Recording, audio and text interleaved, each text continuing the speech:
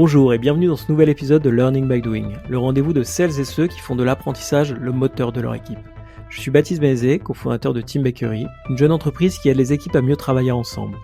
Dans cette émission, je pars à la rencontre de femmes et d'hommes de conviction qui pensent que l'épanouissement au travail passe par la curiosité, le test, l'erreur, l'échange entre pairs. Mon objectif pour les prochaines minutes est de vous embarquer avec moi pour comprendre les enjeux actuels de l'apprentissage au sens large, pour mettre en lumière les recettes qui ont fait leurs preuves, pour décrypter les tactiques et les bonnes pratiques d'acteurs à la pointe sur le sujet. En espérant vous inspirer dans votre démarche d'apprentissage, je vous souhaite une excellente écoute.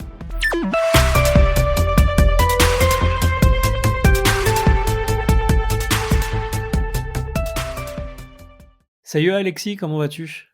Salut, écoute, ça va très bien, merci pour l'invitation. Écoute, je suis ravi de te recevoir dans Learning by Doing, puisque je pense que le nom du podcast est complètement en phase avec ce dont on va parler aujourd'hui, à savoir le no-code. Tu es le cofondateur d'une société d'un organisme de formation. Voilà, tu vas nous dire exactement quelle est la nature de ce véhicule. Une société qui s'appelle Contournement, et tu aides en gros les individus et les organisations à se former aux technologies du no-code. Donc le no-code, qu'est-ce que c'est ? C'est développer la capacité à produire, on va dire, des assets numériques au sens large, sans forcément avoir les compétences d'un développeur, d'un codeur, en utilisant un certain nombre d'outils, souvent des outils SaaS. Donc je veux expliquer un terme technique en utilisant un terme technique, c'est super clair. Donc SaaS, Software as a Service, globalement, en assemblant, pour faire simple, tel un Lego, des briques les unes à côté des autres pour produire ce qu'on imagine et ce qu'on veut mettre en place pour soi-même, pour ses clients, pour ses partenaires. J'ai fait une présentation très très grossière du no-code. Avant qu'on rentre dans ce que c'est que le no-code, Alexis, je te passe la parole. Est-ce que tu peux nous en dire un peu plus sur ton background et sur ce qu'est Contournement ? Écoute, avec plaisir. Très bonne définition, déjà, je peux te dire quand même, du no-code. Je la compléterai un petit peu, mais c'était assez... Merci. Ça reprend les grandes lignes aussi de comment on présente les choses. En quelques mots, moi, je suis développeur à la base, j'ai un background technique, j'ai fait des études de télécom et réseau à la fac. Voilà, j'ai bossé un peu là-dedans, puis je me suis rendu compte que ce qui me plaisait vraiment, c'était le web. Donc j'ai fait vraiment des études plus techniques que finalement ce à quoi je suis arrivé à la fin, mais c'était très bien. J'avais envie de comprendre, tu vois, comment ça fonctionne le web vraiment jusque dans les tuyaux et tout ça. Et aujourd'hui, je le regrette pas parce que ça me sert énormément. Donc voilà, j'ai travaillé surtout dans le milieu des startups en fait. J'étais développeur, lead dev, puis CTO. Et ma dernière expérience avant Contournement, c'est de travailler dans un centre de formation qui s'appelle Simplon, qui est un projet social, qui est un très beau projet, qui a été cofondé par mon associé actuel, Erwan Keza, dont il a eu l'idée en 2013. Et donc, on a formé là des gens à devenir développeurs. Donc voilà, je le précise parce que ça a un lien finalement avec la suite. Mais voilà, donc on a beaucoup appris là-bas. Moi, en fait, là-bas, je m'occupais de l'agence web interne de Simplon. Donc, je faisais pas vraiment de la formation, mais j'étais du coup très exposé à la formation. Et on recrutait des anciens élèves pour faire de la presta, en fait. Donc voilà, c'était une agence web assez traditionnelle. Enfin, qui fonctionnait pas comme une agence traditionnelle et puis qui était solidaire, on va dire. On travaillait à priorité pour des acteurs de l'ESS, de l'économie sociale et solidaire. Et puis voilà, quand je suis parti, Erwan est parti 1 an avant moi, on est parti, puis on s'est retrouvés, on a fait des choses ensemble. Et puis en fait, c'est lui qui a attiré mon regard sur le no-code, sur les outils no-code. Et notamment des outils, moi ceux qui m'ont fait vraiment, on va parler de plein d'outils, je vais sûrement name dropper beaucoup d'outils, mais je les expliquerai. Mais moi, il y a 2 outils vraiment là dans tout ça qui m'ont vachement fait, on va dire basculer, parce que moi en tant que développeur, forcément au début, il m'a montré un outil qui est Bubble, par exemple, qui est un premier outil qui est assez connu.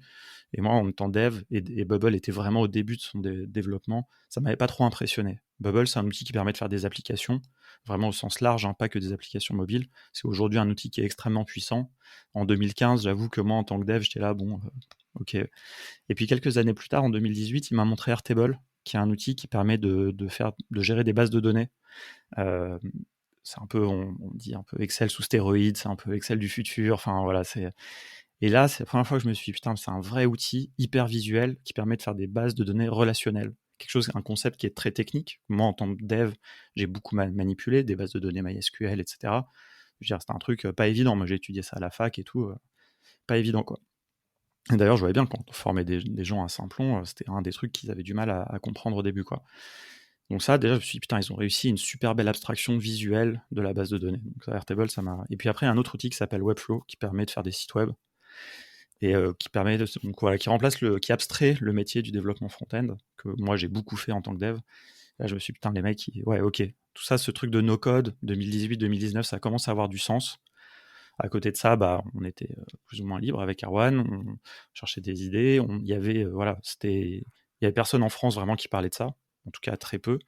Et donc voilà, on a décidé de lancer Contournement. Pourquoi Contournement? Parce que bah, on pense que les outils no-code permettent de contourner l'obstacle technique. Voilà, donc on aime bien, on emploie ce mot souvent.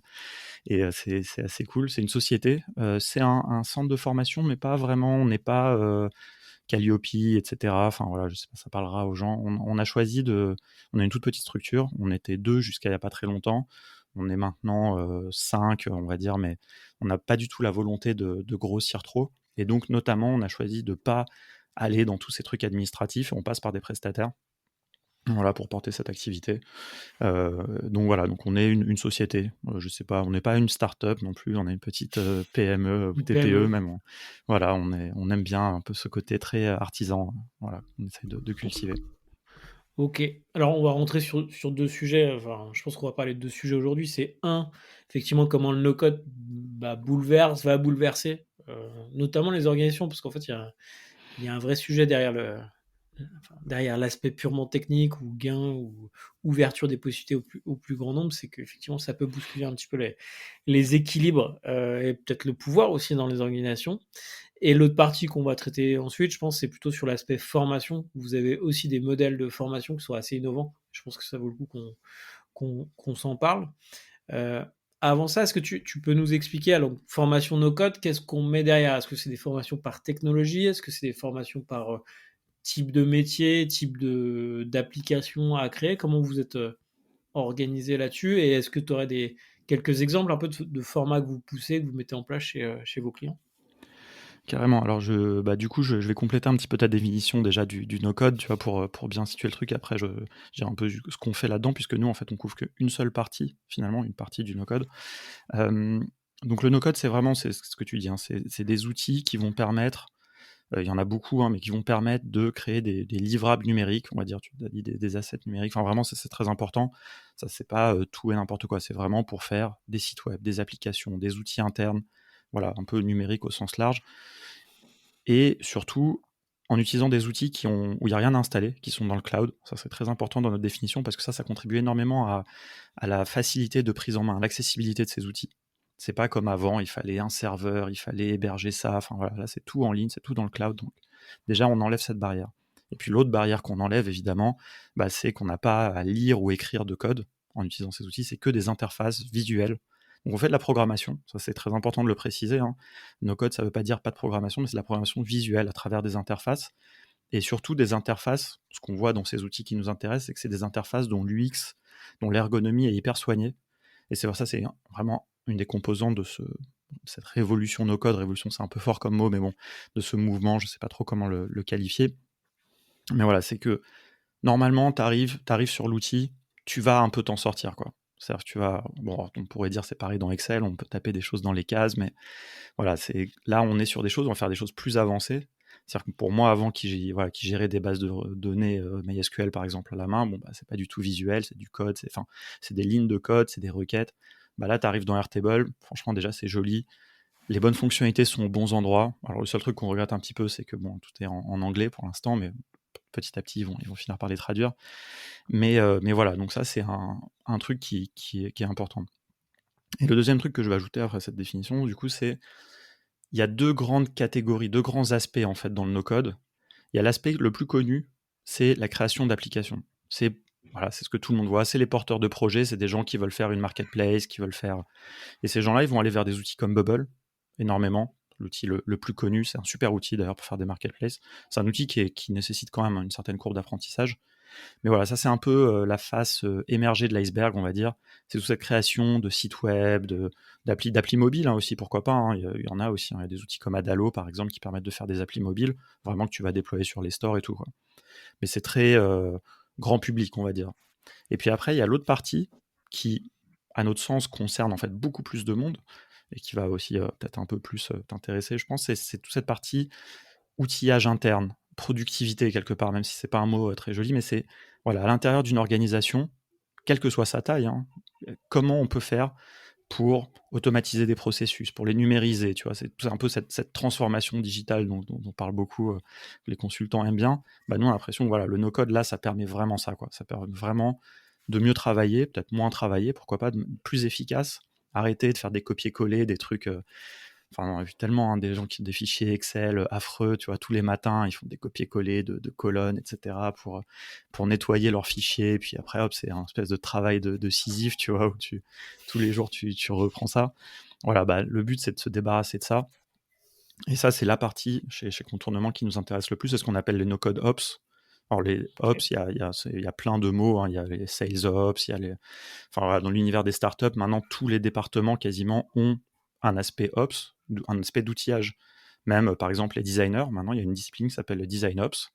Et donc, tu as des gens qui sont juste j'ai un ami qui fait ça hein, dans une boîte, il est juste en charge de outiller ses collègues designers. Donc, faire en sorte qu'ils travaillent bien avec Figma, qu'ils aient peut-être des automatisations, qu'ils aient un Notion, qu'ils aient leur... on parlait de Notion avant d'enregistrer. Voilà, Notion, c'est un super outil pour gérer de la documentation, par exemple. Bah voilà, que tout le design système de la boîte soit dans Notion, que les gens sachent. Donc, il y a une partie process, finalement, qui n'est même pas de l'outillage. Hein. Et puis, il y a les outils qui vont avec et tout. Et je trouve ça assez fascinant. Et maintenant, ça va dans tous les domaines. Et nous, c'est un truc un peu transverse. Nous, ce qui nous intéresse, c'est les outils qui vont là-dedans, quoi. Enfin, qui vont servir à ça, à tout ça. Hyper clair. Donc pour résumer, tu as la partie, en gros, enfin, je vais résumer parce que je fais vraiment une caricature. Tu as la partie front, en gros, faire des vitrines, faire la partie euh, interface utilisateur final, et après, tu as toute la partie plus tuyauterie, plomberie, de dire, bah tiens, comment je raccorde ça et ça. Est-ce que sur ces deux parties, est-ce que tu aurais des exemples de projets sur lesquels vous avez contribué, soit en formant les porteurs, soit simplement en intervenant là-dessus, juste pour rendre les choses je peux donner un exemple côté Team Bakery. On a un sujet plus sur le marketing, c'est s'assurer que les gens qui veulent rentrer en discussion avec nous, bah, par exemple, s'ils se connectent enfin, ils renseignent leur email à la newsletter, bah, ça arrive bien au bon endroit, qu'on arrive à suivre ce qui se passe, s'ils ouvrent bien les emails, s'ils ont besoin d'informations, qu'ils sachent Mhm. exactement et qu'on ait des rappels pour peut-être leur donner de nouvelles ou des choses comme ça. Donc, on peut imaginer un certain nombre de workflow en réalité. Et Bien tout sûr. ça, ça peut être fait avec. Alors, moi, j'utilise beaucoup Zapier, par exemple, qui est un super outil d'interconnexion entre différents outils. Est-ce que toi, tu as des exemples à nous donner sur ces deux volets?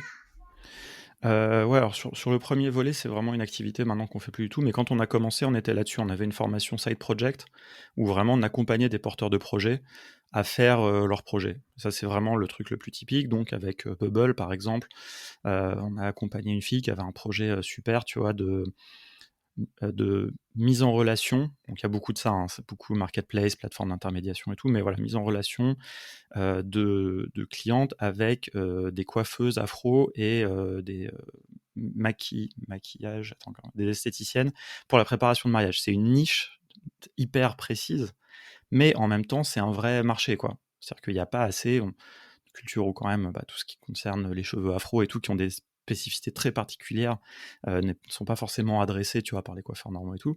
Et donc cette fille, elle s'est rendue compte que bah voilà, tous ses amis et tout, quand elles préparaient leur mariage, elles avaient besoin d'une coiffeuse et d'une maquilleuse, voilà, au moment. Et donc elle a organisé ça, quoi. Elle a fait ça, donc c'était une plateforme. Et voilà, et on l'a accompagné sur 9 semaines, etc. Donc ça, c'est un petit exemple. Et ça, il y en a plein. Il y a des choses plus ou moins.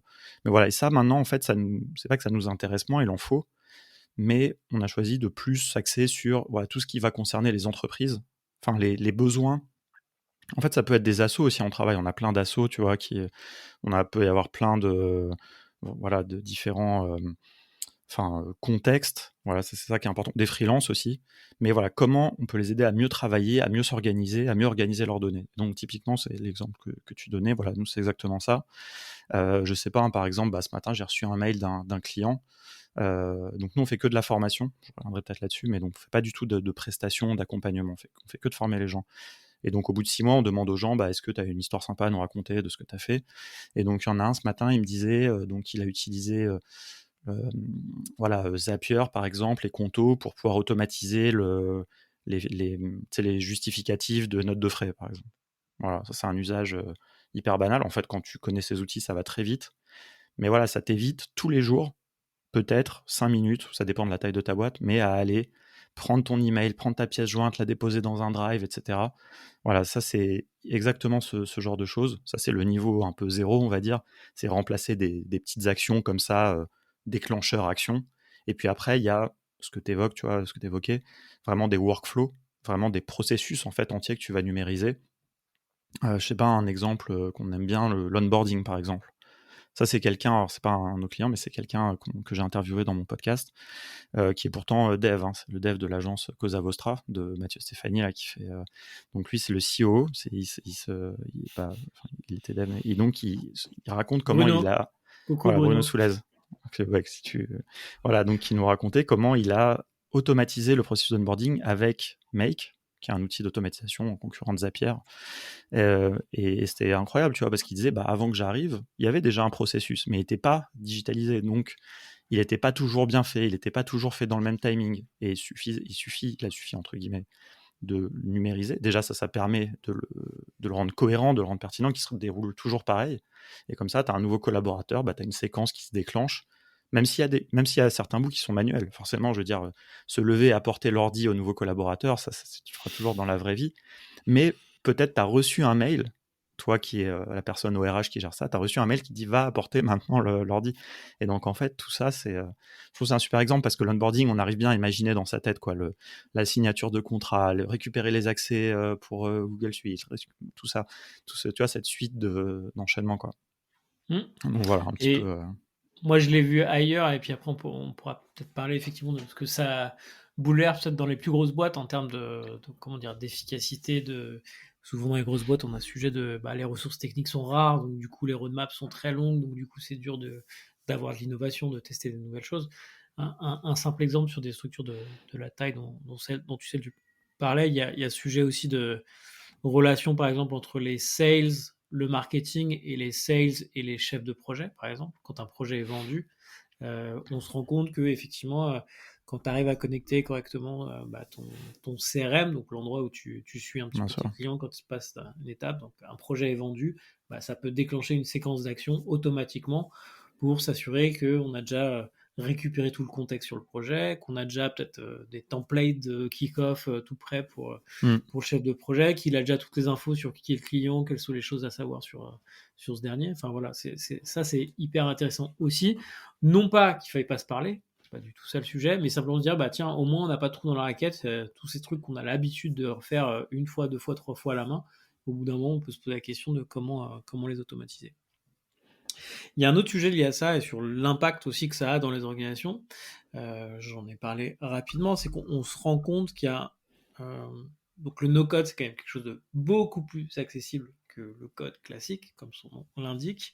De la même manière que des porteurs de projets, je pense qu'effectivement, quand tu écoutes les porteurs de projets, une des premières, comment dire, difficultés qu'ils ont, c'est de trouver quelqu'un pour les aider à développer leur projet. Donc le no-code est une solution intéressante. Des porteurs de projets, il y en a aussi dans les organisations. Et ça, je trouve ça hyper intéressant. Quand on regarde le développement du no-code un peu au sein des grandes organisations, c'est assez lié, enfin je trouve que c'est assez lié à, par exemple, des sujets comme l'intrapreneuriat ou des sujets comme des chantiers internes qui, je le disais tout à l'heure, on peut avoir le marketing, la relation client qui pense à des nouveaux services, soit pour compléter l'expérience d'un client, soit simplement pour dire, bah tiens, il faudrait qu'on teste cette offre parce qu'on sent qu'on a des concurrents qui se mettent dessus, on ne sait pas exactement comment réagir le marché. Là-dessus, le no-code, qu'est-ce que ça va apporter? De mon point de vue, après je t'écoute, mais j'ai l'impression qu'il y a quand même un truc de dire, bah tiens, on peut tester des choses plus rapidement. Mm. Alors, faut accepter que ce soit pas complet, faut peut-être accepter que ce soit pas connecté en dur dans le système d'information global, mais de se dire, tiens, en fait, ça nous redonne un peu de champ pour tester de nouvelles choses. Je sais pas si ça, toi, tu l'as observé. Bah ouais, ouais, carrément. Et en fait, en fait, c'est une question un peu de démarche, j'ai envie de dire. Tu vois, ce truc un peu. Donc là, tu évoques un peu. Alors, ça peut évoquer soit un peu de l'intrapreneuriat. Donc ça, on l'a vu par exemple, des départements d'innovation qui vont utiliser des outils no-code pour tester des choses très rapidement. Moi, il y a un exemple que j'aime bien, c'est encore une fois quelqu'un que j'ai interviewé chez Luco, donc qui est une startup qui fait une assurance. Et bah, au moment où ils ont voulu tester un nouveau type d'assurance, au lieu de développer, ils ont une équipe technique, hein, chez Luco, ils ont plein de devs, très bons, etc., mais qui sont focus sur le produit principal. Au moment où ils veulent tester d'aller sur un marché peut-être d'un autre type d'assurance, je ne veux pas dire de bêtises parce que je me souviens plus des détails vraiment de l'assurance, et bah ils ont fait un prototype en bubble, mais c'est même pas, c'est un vrai, quand on dit prototype, c'est pas forcément un bon mot parce que c'est plutôt un MVP, le fameux minimum viable product, de ce produit minimum viable qui va permettre d'avoir de la valeur, qui est vraiment en production. Et voilà, et ils voient si les gens vont essayer de s'inscrire, vont faire des choses. Ça fonctionne vraiment, c'est-à-dire que voilà, ce nouveau type d'assurance, ils peuvent vraiment le tester. Si ça marche pas, au pire, ils mettent à la poubelle ce qu'ils ont fait, mais ils peuvent aller très vite, quoi. Et ils peuvent aller très vite et itérer dessus. Et en fait, ça, cette approche-là, qui est c'est l'approche Lean Startup, hein, enfin, on n'a rien inventé, très, très itérative, bah, elle s'applique à des lancements de produits, potentiellement. Ça, c'est ce qui va parler beaucoup aux gens qui lancent des projets, que ce soit à l'intérieur de grandes boîtes ou pas, ou alors à ce qu'on évoquait, à de l'automatisation d'un processus. C'est pareil, tu vois, finalement, s'il y a quelqu'un dans la boîte qui se dit « Ah bah tiens, l'onboarding, il pourrait être amélioré », alors là, tout à l'heure, l'exemple qu'on a donné, c'est le CEO, donc là, c'est littéralement son rôle. Mais si c'était quelqu'un d'autre, tu vois, quelqu'un au RH, par exemple, et même pas, quelqu'un qui fait les entretiens, je sais pas, bah, elle peut se dire « Ah tiens, j'ai cette idée-là », et bah avec des outils comme Airtable, par exemple, ça devient accessible à cette personne-là, quoi, de faire une première version, sans avoir à solliciter des développeurs ni rien, hop, faire une première version et on fait quelque chose, quoi. Et puis on voit après. Donc clairement, en réduisant finalement l'accessibilité des outils techniques, et ben, on permet à plus de gens de s'en saisir, de tester des choses, et puis après de voir, de valider en fait des hypothèses. Enfin, encore une fois, hein, c'est tout le langage un peu Lean Startup, quoi. Et est-ce que tu as eu des exemples aussi de, justement, l'étape d'après? Parce que là, on est en train de dire, en gros, on ouvre un peu plus l'entonnoir, c'est-à-dire qu'on est en capacité à produire plus rapidement des premières versions de produits. Mm. Hem, Ensuite, ça se passe comment? Je pense qu'il y a pas une façon dont ça se passe, mais est-ce que tu as des exemples justement de dire: «Bah, tiens, une fois qu'on a validé, comment ça peut repartir dans une phase de développement plus», alors je sais pas si plus industriel ou plus Bien sûr, ouais. dans les standards? Peut-être. Bah, ça va dépendre un peu du contexte. Moi, j'avais un contexte chez GRDF où il y avait tout un programme qui s'appelle la fabrique numérique à l'intérieur, où voilà, ils développaient des POC comme ça. En quelques semaines, ils les testaient sur le terrain. Et puis, si c'était validé, bah, là, ça partait dans les tuyaux de la DSI. Et puis là, ça pouvait mettre du temps. Mais ça, c'était leur phase, c'est ce qu'ils appelaient l'industrialisation. C'était développé avec les vrais technos de GRDF, connectés aux vrais SI de GRDF, alors que les prototypes, bah, ils vivaient dans leur coin, en code ou en no-code. Enfin, ça, mais voilà, c'était un prototype. Mais ça, on va dire, c'est un peu des one-shot, mais ça existe pas mal dans les startups. En fait, on voit deux choses, tu vois. C'est-à-dire que cette transition on va dire, ce passage à l'échelle, finalement, c'est un peu le sujet du scale que tu évoques là. Bah, pendant longtemps, oui, effectivement, on a dit les outils no-code, ils passent pas très bien à l'échelle et tout, donc tôt ou tard, tu vas devoir te retrouver à passer sur du code. Ce qui est de moins en moins vrai. Et ce qui est de plus en plus vrai, c'est que plus tu vas arriver là, plus c'est que tu as des problèmes de riches. Parce que si tu as passé à l'échelle autant, probablement que tu as validé tes hypothèses, tu as des utilisateurs, sûrement que là, tu peux payer pour travailler avec des développeurs, quoi. Mais surtout, ce qui est intéressant de voir, c'est qu'on peut aller de plus en plus loin. Et là, on commence à avoir, je pense, une nouvelle génération de startups. Alors je vais parler beaucoup des startups dans ce contexte de produit parce que c'est quand même ces boîtes-là qui sont un peu à la frange, on va dire, des technologies qui utilisent le plus de no-code et c'est là où on a le plus d'histoire, quoi. Mais tu vois, il y a quelques années, l'histoire qu'on racontait tout le temps dans notre évangélisation, c'était l'histoire d'une startup qui s'appelle Comet, qui fait de la mise en relation, qui est assez connue maintenant, qui est une boîte bien établie, quoi, de mise en relation d'experts avec des grands comptes. Eux, c'est des mecs qui ont commencé, ils ont tout fait sans coder, quoi. Vraiment, et en fait, quand ça a commencé, ils ont commencé à lever des fonds, à passer à l'échelle et tout. Ils ont à peu près au moment aussi recruté un CTO. Et donc là, en fait, ils ont développé en code. Ils ont redéveloppé en fait ce qu'ils avaient, mais l'avantage du no-code, c'est qu'ils ont pu débrancher petit à petit. C'est-à-dire qu'au fur et à mesure que le mec il remplaçait des briques par du code, et il y avait toujours ça tournait. Il n'y a jamais eu d'interruption de service, quoi. Et donc ça, c'est intéressant. Et eux, c'était là 3-4 ans. Donc ils étaient un peu confrontés à ça. C'est-à-dire qu'ils avaient atteint les limites de Bubble, clairement. Et puis il y avait un sujet aussi un peu c'est d'assets technologiques, on va dire. C'est-à-dire qu'une startup, quand elle lève des fonds, elle doit aussi avoir un peu des algos, des choses comme ça, du machine learning, bon, un peu de buzzword, mais eux, dans leur cas, c'était vrai, quoi. C'est-à-dire que pour mouliner des profils, pour bien faire du matching entre les boîtes et les freelances, quand tu commences à avoir un certain volume, bah, le no-code, ça te permet pas de faire ça. Clairement, même aujourd'hui, on n'y est pas. Ça, il faut le développer. Mais tu vois, ils auraient pu, maintenant, sûrement qu'ils auraient pu développer que ce petit bout-là de matching. Alors qu'à l'époque, ils ont tout remplacé petit à petit. Voilà. Mais tu vois, il y a une autre boîte là dont on parle pas mal qui s'appelle Prelo, qui est hyper intéressant. Voilà, ils ont levé des fonds, etc. Et eux, ils ont une architecture qui est vraiment tout en no-code. Voilà, enfin très un peu microservice comme on dit, donc c'est-à-dire plein de petits bouts qui dialoguent à travers des API, enfin plein de choses. Je ne vais pas rentrer trop dans la technique, mais eux, ils ont l'ambition, tu vois, vraiment d'essayer de passer à l'échelle en restant sur principalement des technologies no-code. Ça ne veut pas dire qu'il n'y a pas un peu de code ici ou là, tu vois, mais vraiment leur ambition, c'est ça. C'est pas du tout de remplacer. Par contre, c'est peut-être de remplacer certains petits bouts d'un outil no-code à un autre, tu vois, qui vont plus passer à l'échelle, quoi. Ouais, et Donc, puis peut-être se concentrer sur la brique technique qui fait leur différence sur le marché ou enfin voilà, il y a une question d'allocation de ressources aussi, quoi. exactement, ouais. Sachant que eux, après, le projet de Prélo, c'est de vendre des résidences secondaires en division, quoi. Enfin, en gros, 8 personnes par... Bref. Et en vrai, leur enjeu aussi, il n'est pas que technique, quoi. Eux, surtout, ce qu'il faut, c'est qu'ils trouvent des biens, qu'ils achètent, qu'ils retapent et tout. Mais tu vois, même pour cette partie-là, ils ont des outils no-code qui les aident à mieux s'organiser, des back-office, des choses comme ça. Donc c'est vraiment dans leur ADN, on va dire. Et ça, on en voit de plus en plus, quoi. Je trouve ça assez intéressant, tu vois, quand c'est vraiment dans la boîte, ils savent que même s'il y a des développeurs qui travaillent sur le produit principal, le reste, tu vois, enfin ça, j'ai plein d'exemples, hein, tu vois, vraiment, ça va être du no-code pour les ops, pour fluidifier les choses, pour gagner du temps, pour compléter ce qui manque au produit principal, des choses comme ça, quoi. C'est super clair. Merci beaucoup pour tous ces exemples. Je te propose qu'on passe sur la deuxième facette, plutôt la partie, modalité de formation. Parce que je pense Ouais. qu'effectivement, il y a il y a un côté très learning by doing aussi, puisque l'enjeu, c'est quand même de se former sur des outils. Concrètement, contournement, comment ça se passe? C'est un fonctionnement par cohorte, c'est un fonctionnement en self-service et j'imagine que vous avez testé plein de modèles.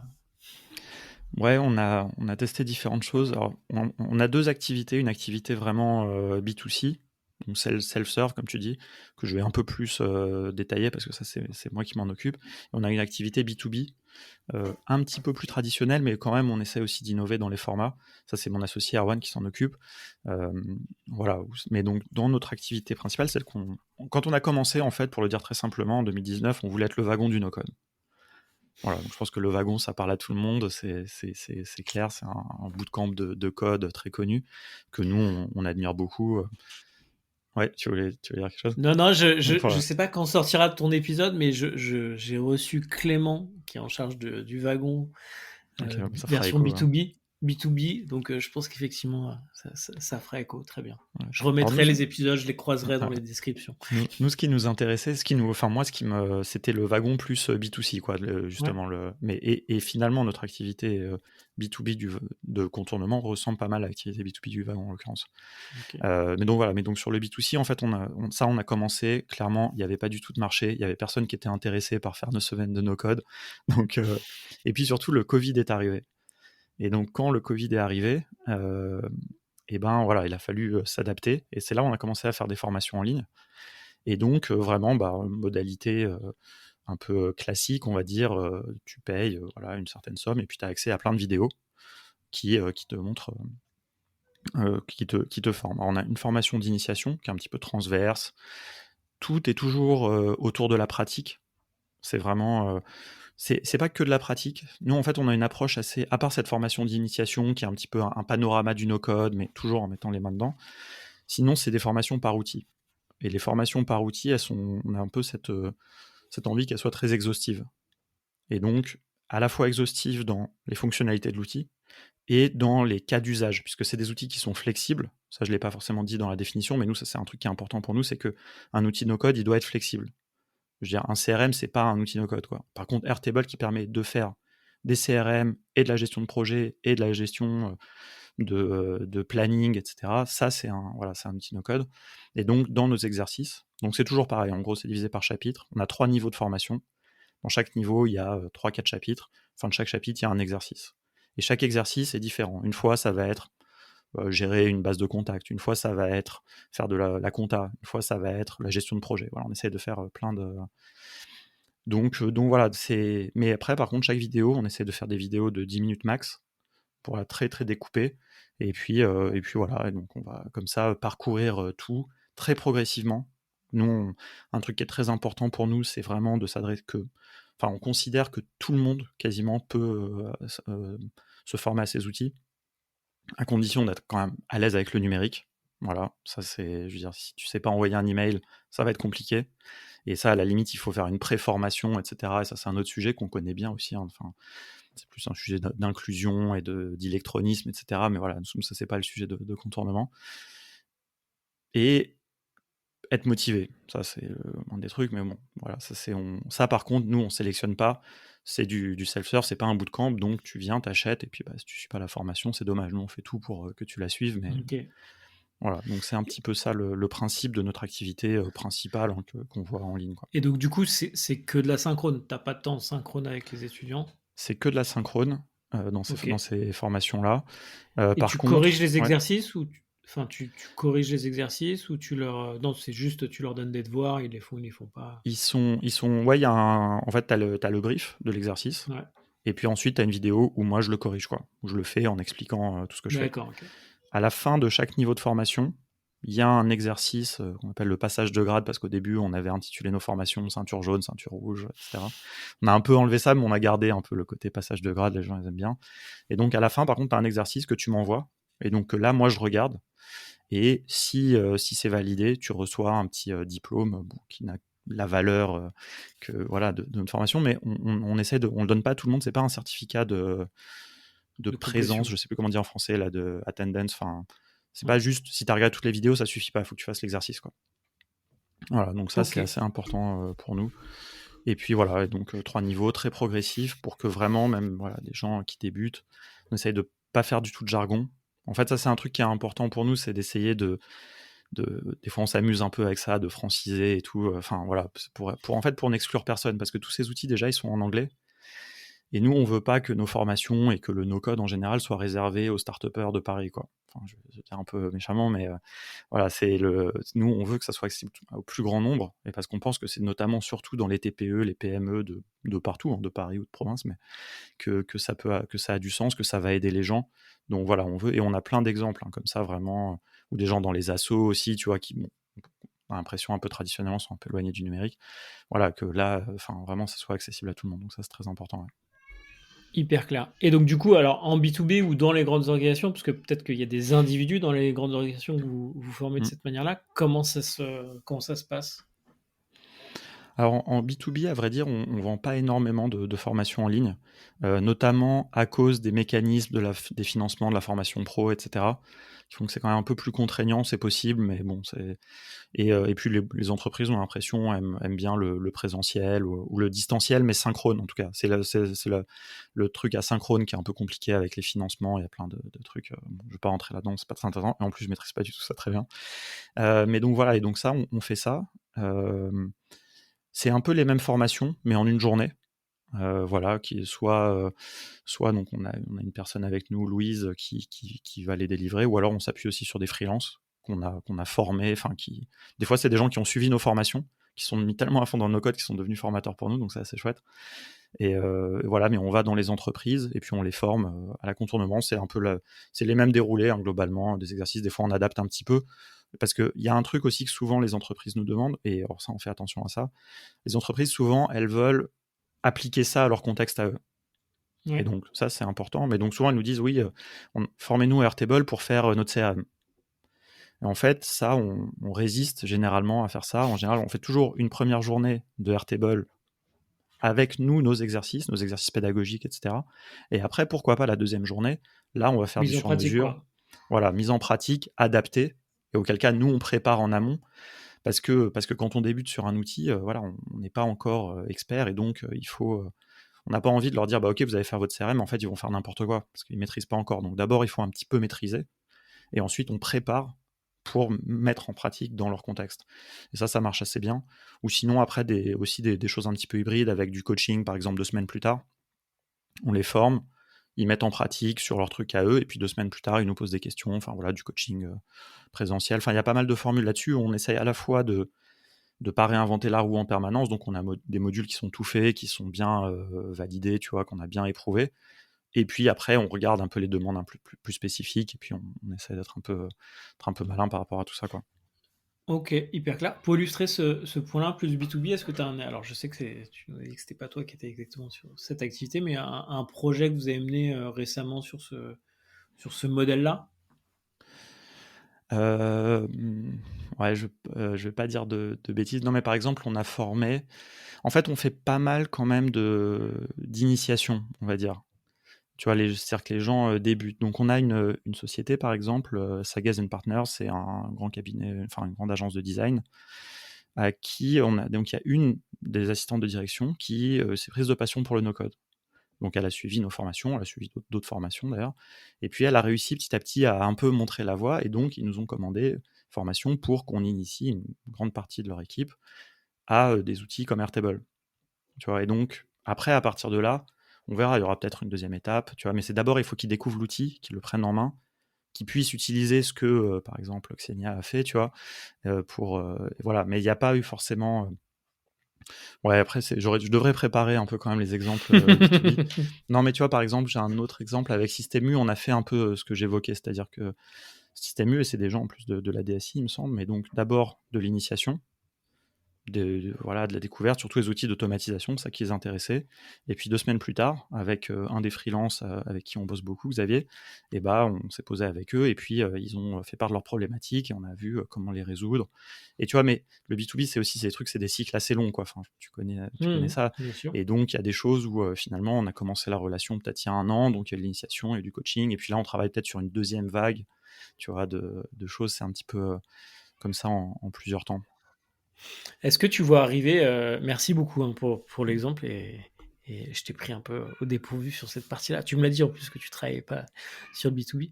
Heu, co Est-ce que tu vois ce rôle tu parlais de d'ops, donc un peu le support, le rôle un peu de support dans les équipes, métiers un peu partout Mm. dans les différents, tu vois ça vraiment se développer? Pour toi, c'est ce persona-là qui est vraiment le porteur un peu de la stratégie, en tout cas du mouvement no code dans les boîtes? Ouais, sur le sujet des ops, en tout cas, bah, ouais, clairement, on le voit beaucoup dans les startups, mais aussi un petit peu dans des PME. Alors, il y a plein de titres différents, c'est toujours un peu en anglais et tout, mais des no-code engineers, etc. Bah, si, là-dessus, j'ai quand même un exemple que je trouve assez intéressant. Alors, c'est une boîte qui s'appelle Jelly Smack. Je sais pas si tu connais. Mmh. Ouais. Parce qu'on en entend parler, mais moi, j'ai jamais compris vraiment ce qu'ils faisaient bien. Mais bon, c'est des trucs autour de la vidéo pour les influenceurs, etc. Je sais pas, si tu sais ce qu'ils font, tu peux l'expliquer. Je sais que c'est Mais autour des réseaux sociaux, mais je sais pas dire non plus ce qu'ils ouais, ils font. travaillent avec des Désolé, influenceurs et puis s'ils nous écoutent, désolé, on sait pas expliquer ce que vous faites. non, mais en plus les gens qui m'ont déjà expliqué là-bas, mais c'est vrai que j'ai un peu du mal à en plus moi je suis pas du tout, influenceur, vidéo, YouTube et cetera, donc mais moi ce qui m'a fasciné par contre, donc c'est une boîte, c'est une en très forte croissance, ils ont levé beaucoup d'argent et cetera. Ils ont, je crois, 1 500 salariés, quelque chose comme ça. Ils ont une équipe de 10 personnes qui ne fait que des ops avec des outils no code. Il y a 0 développeur dans cette équipe-là, à destination des autres, jelly smackers, comme ils disent. C'est-à-dire que leur seul rôle, il y a 10 personnes entières, tu vois, dont le seul rôle, c'est d'aider, de fabriquer des outils, numériser des process pour tout le reste de la boîte.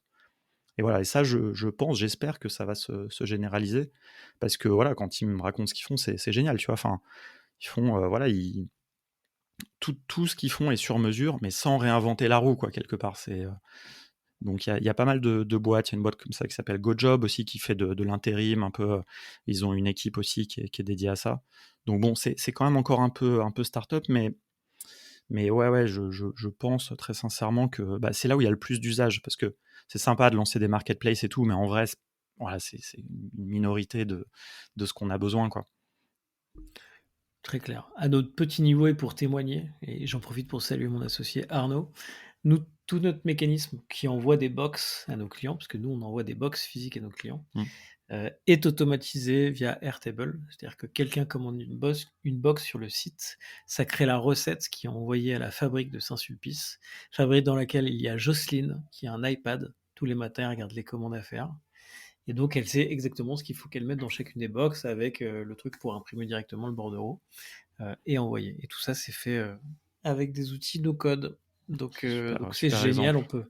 Voilà, on a fait un micro Salesforce en Airtable. En tout Ouais. cas, on a fait. Moi, j'ai rien fait du tout. C'est Arnaud. J'en profite pour le saluer. Ouais, non, mais Euh, ça montre bien, tu vois, comment il y a des boîtes qui vont instantanément penser à Salesforce, etc. Ou bon, au-delà du, je sais même pas vraiment combien ça coûte d'ailleurs Salesforce, mais je sais que c'est un outil quand même qui est devenu au fil du temps très complexe. En fait, c'est marrant parce que je rebondis là-dessus juste parce que ça me fait marrer que tu mentionnes Salesforce parce que il y a 10 ans, 15 ans, je sais pas, tu vois, Salesforce a remplacé SAP sur ces prémices-là, c'est-à-dire de dire SAP c'est une usine à gaz. Salesforce, ça, tu vois, c'était vrai à cette époque-là. Puis Salesforce c'est devenu une usine à gaz. Et en fait, Airtable, moi, je suis convaincu vraiment que Airtable est le Salesforce du futur. C'est pas le Excel du futur. Ça, Excel, c'est autre chose de toute façon. Tableur, c'est pas pareil qu'une base de données. Par contre, devenir un peu un ERP ou un espèce d'écosystème comme ça complet, Airtable est complètement dedans. Et c'est très intéressant. Et d'ailleurs, pour l'anecdote, le fondateur de Salesforce, Marc Benioff, est un actionnaire de Airtable. Et je crois que, si je dis pas de bêtises, le fondateur d'Airtable, en tout cas les cofondateurs, viennent de Salesforce. Donc il y a ça a du un sens, quoi. truc dans l'ADN, quoi. Ouais. Bon, on arrive plutôt sur la fin de ce format. J'espère qu'on n'a pas été trop technique, Alexis, mais je pense qu'on a été quand même suffisamment concret pour les choses claires au plus grand nombre. Merci infiniment. Moi, j'ai quelques petites questions que je pose un petit peu à tout le monde, à tous les invités. La première d'entre elles, c'est de savoir toi comment tu apprends. Est-ce que tu as des routines pour te maintenir en veille, parce que des outils no-code, doit y en avoir plein. En tout cas, il y en a beaucoup et ils évoluent beaucoup. Comment tu te maintiens à jour? Alors effectivement, moi c'est vrai que c'est beaucoup un sujet de veille. Alors c'est plus facile depuis qu'on a restreint notre activité à 4 outils, c'est Airtable, Notion, Zapier et Make principalement. On fait toujours un peu une veille un peu générale. Bah, on a la chance en fait dans la communauté No Code, il y a une communauté No Code France qu'on a fondée, où il y a une personne, Julien, j'aime bien lui rendre hommage. Chaque vendredi, il poste une veille extrêmement exhaustive de tous les outils. Donc moi je scanne ça et puis je regarde les outils qui m'intéressent, quoi. Donc ça, la veille, c'est un vrai sujet. Et donc, dès que je vois des nouvelles fonctionnalités, parce que ces outils sont très très dynamiques, quoi. Juste Airtable ou Notion, c'est quasiment chaque semaine qu'il y a une nouvelle petite fonctionnalité. Et donc moi, bah, je vais tester, quoi. Et là, c'est le fameux learning by doing, quoi. C'est-à-dire que moi, je fais énormément. J'utilise ces outils pour nos ops de contournement, évidemment. Donc je fais beaucoup. Voilà. Donc ça, on va dire sur le volet no code technique, c'est vraiment en faisant. Moi, j'avoue que je suis pas beaucoup de formation. J'ai la chance d'avoir commencé à utiliser ces outils quand même assez tôt, on va dire, tu vois, pour que bah, maintenant que je les maîtrise, un peu instinctivement, tu vois, quelque part, je comprends les nouvelles fonctionnalités. Puis elles ont souvent des docs assez bien faites. Donc je regarde très peu, tu vois, de vidéos YouTube, un peu de mes confrères. J'avoue que c'est un peu question de temps. Voilà. Et sinon, après, on va dire comment je me forme un peu plus généralement. Moi, j'écoute beaucoup de podcasts, j'écoute énormément de podcasts. Et en fait, je mouline un peu tout le temps, comme ça, je cherche des nouvelles idées aussi, un peu, c'est plus sur le côté un peu entrepreneurial, on va dire, de contournement. Je lis un petit peu aussi, mais bon, c'est pas En un. podcast, t'as un ou deux titres, Ouais, émissions à nous ouais, alors recommander. c'est un peu banal, mais j'écoute Génération Do It Yourself comme beaucoup de gens, même si tous les invités m'intéressent pas pareil. J'écoute des podcasts sur le no-code, évidemment, qui sont plutôt en anglais. Et puis après, ouais, j'écoute. Ouais, voilà, c'est surtout ça en fait, sur cet aspect-là. Après, j'écoute aussi beaucoup de podcasts, des choses qui n'ont rien à voir, de jeux de rôle, etc., de trucs de nerd, ou sur le voyage. Mais bon, ça c'est inspirant, mais pas forcément professionnellement, quoi. Super clair. Euh, j'ai deux dernières questions. Je te les pose en même temps, Ouais. comme ça tu as le temps de réfléchir à la deuxième en répondant à la première. La deuxième que je vais te poser, c'est est-ce qu'il y a quelqu'un qu'il faut absolument qu'on interviewe de ton réseau dans ce Mm. format autour du learning? Et la première, c'est si moi j'y connais rien en no-code, c'est quoi le premier outil qu'il faut que je teste? Le truc le plus simple pour me lancer et découvrir un peu les possibilités. L'outil dans lequel je vais faire waouh le plus rapidement possible. C'est une bonne question parce que, enfin, sans faire trop d'auto-promo, c'est vrai que j'aurais tendance à recommander de pas forcément de se jeter dans un outil, mais de suivre une formation.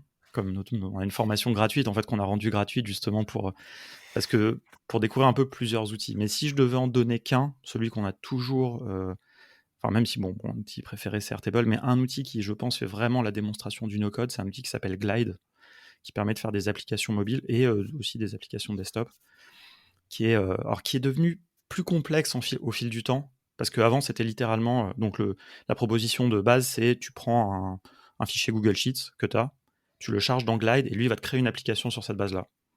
Et franchement, ça marche hyper bien. Au fil du temps, c'est un outil qui est devenu plus puissant et donc un tout petit peu moins accessible, mais c'est extrêmement bien designé. C'est vraiment, et tu fais des choses vraiment très puissantes.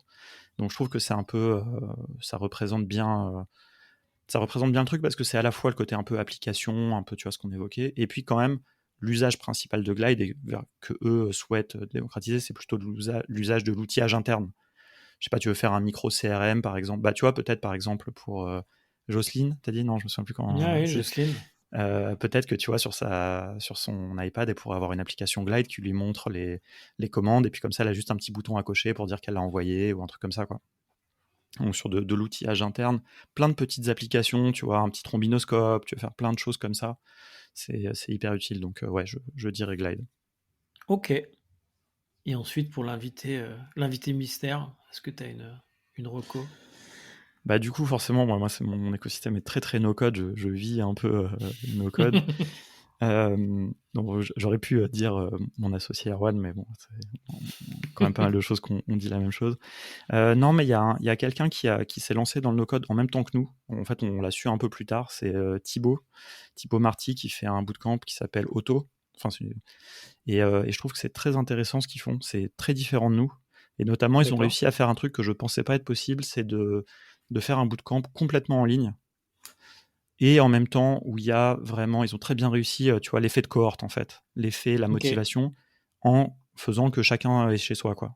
Tu vois, parce que moi j'avais toujours eu ce modèle, bah, comme je disais, hein, du wagon notamment. Pour moi, un bootcamp c'est présentiel, c'est voilà, t'es dans la galère ensemble, il y a un truc très physique, et puis t'as des meet-up, des machins. Et eux, ils ont fait tout à distance depuis toujours, c'est vraiment leur truc. Et ils font des fois des grosses cohortes et ça marche très bien. Et les gens qui passent par ce bootcamp sont vraiment hyper imprégnés, tu vois. Ils font partie de Auto, enfin, tu vois, c'est un truc, c'est un peu comme un tampon.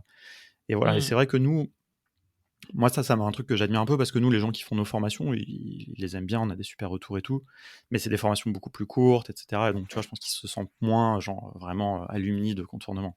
J'espère qu'ils le sentent quand même, mais c'est pas pareil que 3 semaines, tu vois, où t'as galéré avec d'autres gens. Et voilà, ils ont un Discord où les gens échangent entre eux et tout. Enfin, je trouve que c'est assez admirable ce qu'ils ont réussi. Donc voilà. Ok, top. Bah écoute, on va lancer une invitation. Je te remercie encore une fois, Alexis. Dernière question, où est-ce qu'on peut te joindre? C'est quoi le canal le plus simple pour entrer en contact avec toi? Euh, LinkedIn, on va dire. Mais j'avais envie de parler de Vidéo Ask. Je sais pas si tu connais cet outil. Ouais, je connais cet outil, vas-y, C'est, tu peux en dire. et c'est un, non, mais parce que c'est un outil que j'adore. Et en fait, on l'utilise énormément. Et donc, les gens nous contactent pas mal là-dessus. En fait, on a un Vidéo Ask, on a un site qui s'appelle Quels outils no code, tu vois, où c'est sa liste des outils no code. Et dessus, on a un Vidéo Ask où tu peux me demander, tu vois, n'importe qui peut me demander, genre, ouais, tiens, je voudrais faire ça, quels outils je devrais utiliser. Et moi, j'adore répondre à ça. Donc, je trouve ça assez rigolo. Et souvent, les gens, alors c'est drôle parce que des fois, les gens, ils pensent que c'est un bot, tu vois. Et donc, tu sais, ils mettent 3 mots, tu vois, genre. Donc, moi, je suis obligé de leur dire, bah, ouais, enfin, dis-moi vraiment ce que tu veux parce que moi, sinon, je peux pas te répondre, quoi. C'est pas.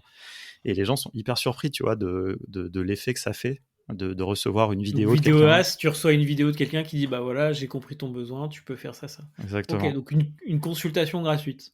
Voilà, alors c'est 2 minutes maximum, mais j'adore parce que c'est asynchrone. Nous, on a fait beaucoup d'office hours, etc. Puis en fait, au bout d'un moment, ça passe pas du tout à l'échelle et puis on peut plus. Mais oui, mais sinon, bon, après, LinkedIn, hein, je pense pas beaucoup, mais c'est quand même un endroit, je trouve, assez Mais bien pour se contacter. je te rejoins sur la vidéo, sur les contacts. Moi, je sais que j'utilise beaucoup Loom et Mm. je pense que c'est à peu près Ouais. pour le même usage. Et c'est vrai que ça rend. Enfin, j'ai déjà vendu des projets avec un Loom, pas avec des slides Ouais, ouais. envoyés, quoi. C'est Mais ça, genre c'est génial. passer Mais un je me peu de souviens temps à expliquer, quoi.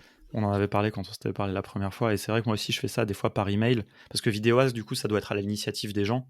Mais si quelqu'un m'envoie un email un peu long, Souvent, je préfère répondre en vidéo et donc je fais ça aussi. Je fais un Loom, bref, un autre outil, et c'est assez cool, ouais, franchement. Et je pense que les gens devraient plus faire ça parce que je sais pas, Ça met moi, plus de chaleur. Ouais, exactement. C'est un bon moyen, je trouve, de un peu contrebalancer ces rapports un peu froids et tout, qui sont vachement installés là depuis le Covid et tout. Et, c'est un moyen. Et tout sans être Zoom, etc. Parce que bon, on a tous marre de faire des calls sans fin et tout. Mais par contre, ce côté un peu asynchrone, et tu vois, genre tu t'attends à recevoir un mail, en fait, t'as une vidéo d'un mec qui te parle. Moi, j'aime bien, quoi. OK, super clair. Je te propose qu'on s'arrête là. Je te remercie encore une fois, Alexis, c'était, super riche et hyper illustré. Je trouve que pour un sujet technique, on a quand même réussi à l'illustrer, donc bravo à toi. Il me reste à te souhaiter une excellente fin de journée, à souhaiter aussi une excellente fin de journée à nos auditrices et nos auditeurs, et je vous donne rendez-vous pour un prochain épisode de Learning by Doing. Salut Alexis. Salut, merci beaucoup.